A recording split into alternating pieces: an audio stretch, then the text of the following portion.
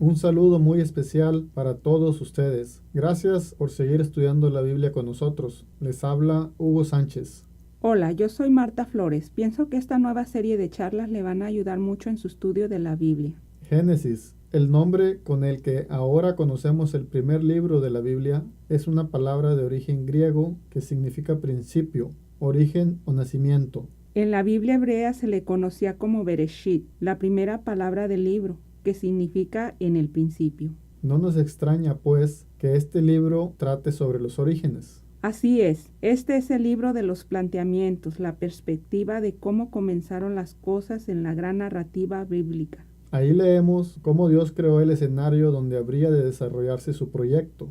También encontramos la narrativa que introduce el comienzo de la humanidad y el principio de la maldad con sus trágicas consecuencias. Además, el narrador nos presenta el principio de la civilización sin Dios y el surgimiento de otra civilización distinta basada en la fe. Génesis también nos relata el comienzo de una humanidad nueva tras la tragedia catastrófica del diluvio, provocado por la extrema violencia de antiguos hombres perversos, ávidos de poder que querían manejar el planeta a su antojo.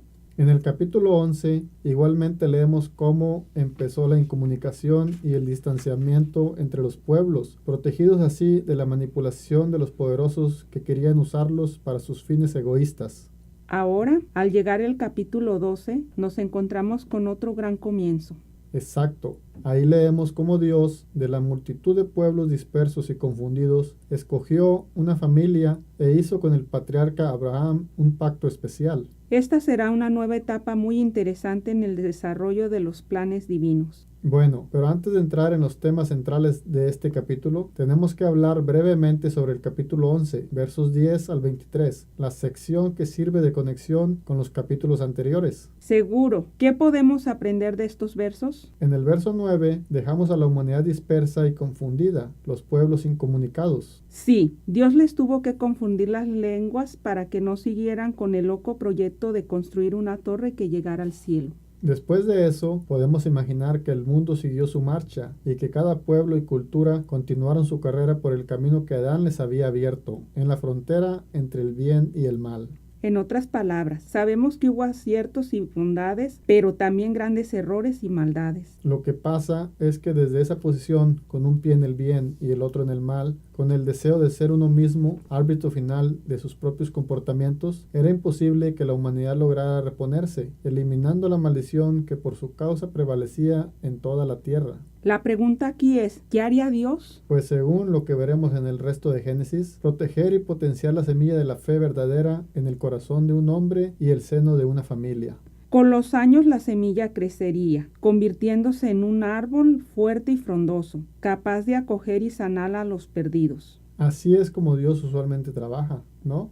Eso es lo que Jesús enseñó. Así dice Mateo 13, 31 y 32. Jesús les contó otra historia. El reino de Dios es como una semilla de mostaza que un hombre sembró en su campo. Esta semilla es la más pequeña de todas, pero cuando crece se vuelve la planta más grande del campo. Se hace árbol a tal punto que vienen las aves y hacen nidos en sus ramas. Volvamos a Génesis. En el capítulo 11, versículos 10 al 32, el narrador nos presenta dos genealogías con las cuales pasa de la remota prehistoria a los tiempos históricos de Abraham. La primera genealogía es la de Sem. Con esta lista en los versos 10 al 26, nuestro narrador concluye los relatos relacionados con Noé y la expansión de sus descendientes sobre la faz del mundo conocido entonces. Los versos 27 al 32 nos presentan los descendientes de Terah y nos introducen las narraciones sobre Abraham y su vida de fe que vendrán a continuación.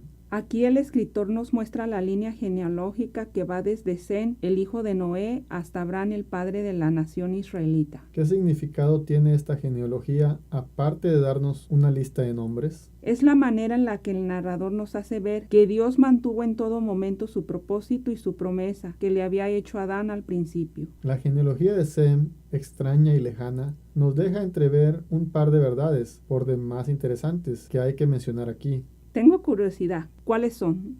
En primer lugar, notamos cómo progresivamente se fue acortando la vida de los antiguos patriarcas. Ahora que lo mencionas, es muy cierto. Noé vivió 950 años según Génesis 9:28, pero después del diluvio las cosas cambiaron drásticamente. Su nieto, Arphaxad, no alcanzó a vivir ni siquiera la mitad del tiempo que vivió su abuelo. Peleg no vivió ni la tercera parte, y Abraham no alcanzó ni la quinta parte de los años de Noé. Recordemos que en los días de Peleg ocurrió la separación en la tierra. Génesis 10:25, seguramente por la confusión de las lenguas, la necesidad súbita de emigrar, la dificultad para comunicarse con otros, el reto de enfrentarse a comenzar de cero en otras tierras, hicieron mella profunda en la vida de aquellos antiguos patriarcas. Pero ¿qué quiere decirnos el narrador con todos estos datos? Seguramente nos indica que lejos de Dios, separados del árbol de la vida y enredados en marañas de luchas y sufrimientos que nosotros mismos vamos creando a nuestro paso, poco a poco desperdiciamos y limitamos el maravilloso don de la vida que Dios nos regaló. Eso es triste y lamentable. La otra implicación interesante aquí es que el narrador nos presenta esta genealogía de forma tal que los ancestros de Abraham, incluido Noé, están vivos durante la crianza del patriarca. Ese es un detalle sorprendente que con frecuencia pasamos por alto.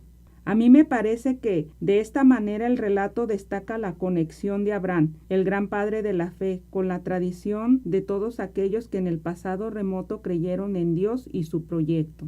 Esa es una observación atinada. Por medio de esta lista de nombres, el escritor nos deja entrever la influencia positiva que el patriarca recibió en sus años formativos. Si bien en la primera mención que hace el narrador de Abraham lo encontramos en la ciudad de Ur, tierra de los caldeos, junto con toda su familia, este patriarca no es un personaje desconectado de la historia de Dios. Correcto. Él pertenece al linaje de grandes hombres de fe, cuya influencia debió ser determinante en el rol que asumirá de aquí en adelante en el drama de la Biblia. Después de la genealogía de Sem, viene ahora la de Terah.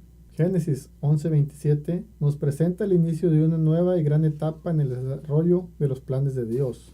El texto dice, estas son las generaciones de Taré. La palabra hebrea que esta versión de la Biblia traduce generaciones es Toledov, que significa generaciones, registro, relato. Los estudiosos bíblicos han notado que esta palabra es una especie de término técnico mediante el cual el narrador marca la estructura de su libro. Así en el Génesis encontramos los siguientes relatos separados por esta palabra. La historia de la creación del cielo y la tierra, Génesis 2:4. Los descendientes de Adán, Génesis 5:1. La historia de la familia de Noé, Génesis 6:9. La historia de la familia de los hijos de Noé, Sem, Cam y Jafet, Génesis 10:1 al 32. Los descendientes de Sem, Génesis 11:10. Los descendientes de Terah, Génesis 11:27. Los descendientes de Ismael, Génesis 25:12. Los descendientes de Isaac, Génesis 25:19. Los descendientes de Saúl, que es Edom, Génesis 36 del 1 al 9. La historia de la familia de Jacob, Génesis 37:2. El personaje principal en la historia o generación de Terah es Abraham. En el resto de los escritos del Antiguo Testamento, él es el padre de la nación israelita. En el Nuevo Testamento emerge como el precursor de la fe y aquel de cuya simiente habría de venir Cristo.